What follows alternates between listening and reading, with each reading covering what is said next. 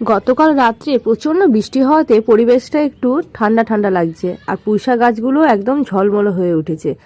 আর আমি একটু সকাল সকাল ঘুম থেকে পরিবেশের আনন্দ নিচ্ছি।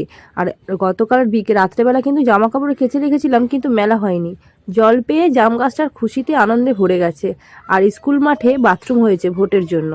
ভেন্ডিগুলো রাত্রেবেলা এরকম করে ভিজিয়ে রাখি, তাহলে পরের দিন একদম তাজা থাকে। আর লঙ্কাগুলোকে এরকম দেখো কাপড়ের মধ্যে রাখলে লঙ্কাগুলো খুব সুন্দর থাকে, সহজে শুকিয়ে যায় না। জামা কাপড়গুলো তাড়াতাড়ি করে মেলে দিতে হবে, কারণ তাড়াতাড়ি করে শুকিয়ে গেলে আমার সুবিধা হবে। আর মায়ের শেখানো বলিতে এইভাবেই ফ্যানটা গালি। ভেন্ডি তরকারি করব, এই মশলাগুলো কিন্তু মাস্ট লাগবেই। তো ভেন্ডিগুলো ভাজা হয়ে গেছে, আর রান্নাবান্নাও কমপ্লিট। আর এদিকে আমি হটপটটা মেজে নিচ্ছি, কারণ দোকানে হটপটে রুটি করতে রাখতে হবে।